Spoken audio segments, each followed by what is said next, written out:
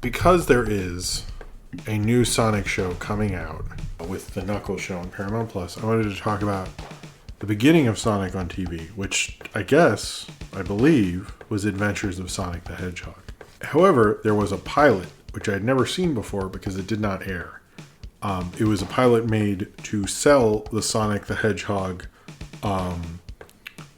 show, The Adventures of Sonic the Hedgehog. And it's interesting. Actually, the link I posted on Twitter and the video that's in the description below was the way it was released to the world on YouTube. That's on the Wikipedia when it was released in like March 2009. The weird thing about this is, I think when you think of the Sonic show, you think of the animation, how cartoony it is, and the sound effects and the music and things like that. And you really notice it when you watch this, because it doesn't have a lot of that, and it's very quiet, and it just feels very weird, but you definitely get that they made a Sonic cartoon. I think if you like this Adventures of Sonic the Hedgehog, you would like this a lot. It's an interesting new material of Adventures of Sonic the Hedgehog you haven't seen before, but as well as like seeing how they would pitch something like that. They didn't just go, it's a Sonic cartoon. They're like, okay, cool. They actually had a proof of concept thing, and it doesn't really stay in one thing. It's very much a show reel, like when I did Yuki-san earlier. It's basically a proof of concept thing. I have heard from some places like there was music when they showed it to people, but no one seems to be able to find that. But it seems odd to me that they'd have a VHS. Like, what was this for? I mean, it seems odd to me, the copy that has been released. Like, I feel like maybe somebody saw it, but irregardless, it is a fairly good pilot because it shows the show fairly well. I imagine if it did have music and maybe someone can insert music and some of the dialogue seemed off and stuff, like a complete one, it would have showed off how cool the show is now. But when you watch it without the music, it becomes more evident, because I did watch a little bit of Adventures of Sonic the Hedgehog to fully understand like what I was missing. And what the weird thing is that it's hard to find what even the first episode of Sonic is, because Tubi has it in a weird order, YouTube had it in an odd order, so just watching random stuff. So I don't know whose idea that was to put it out. Not that it matters for that show, I don't think, but I wish it was in the right order at least. However, so I watched this show when it was on at 6:30 in the morning. It got me and my brother to convince my mom to make us chili dogs. He doesn't remember that, which I think is not cool of him, but I do. He was a little kid, so maybe he doesn't. But it was 6:30 in Maryland. Ian Jones-Cordy, who worked on OKKO, I know this was an influence on him. He's acknowledged it as an influence, I think, on Pizza Party and other places, and also woke up at 6:30 in the morning to watch it because he was living in Maryland at the time. One of the reasons I picked this is because I knew it was an influence on him, and when we worked on Knockforce together and stuff.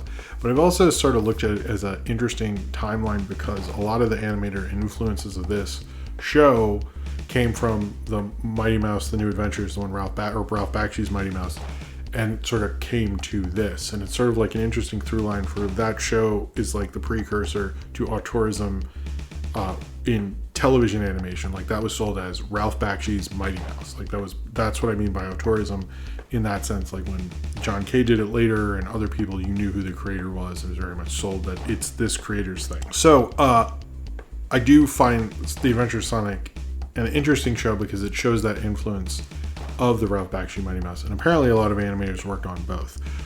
So it is kind of like this interesting like piece of 80s, 90s, beginning of the rise of animation history, because it clearly picked the right kind of attitude.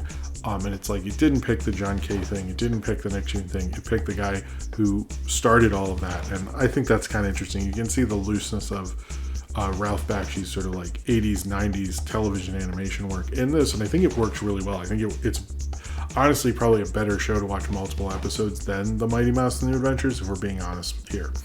The one thing that's interesting about this, so it has a Sonic Says, which are basically Sonic's like thing where it's like, don't do drugs, don't put a needle in your eye, don't put your finger in sockets, don't drink alcohol, or maybe like, beer before liquor, never sick, or liquor before beer, in the clear. I'm sure that's what it was, but in this one, they have one that look both ways before you cross the street, which is good advice. However, when I looked through the episode guide, there was never a Sonic Adventures of Sonic Hedgehog where he told you to look both ways before you cross the street that made it to air. Meaning 100% that There's some kid who watched Adventures of Sonic and never learned that and clearly was killed because they never put this on air. So what I'm saying is there's an alternate universe where this did air and that kid's still alive and probably saved the universe. I'm really saying is with this not airing, the world has changed forever. Probably, maybe not. I don't know. That's my own personal theory. Whatever. If you like Adventures of Sonic the Hedgehog, I highly recommend this pilot. If just because you get to see more content, see how they sold it, and see what you can. It's interesting that it was leaked on YouTube in 2009. I don't think you even heard that at the time. This is a cool little pilot. It's fun to think of them like trying to get it on air with Jaleel White's voice for 1993, and I don't know. It takes me back to that time of remembering how cool chili dogs were and being into Sonic and all that stuff. But it's also cool to think of like how they sold this to people and how people were probably like, oh yeah, this seems like a show that should air at 6:30 in the morning.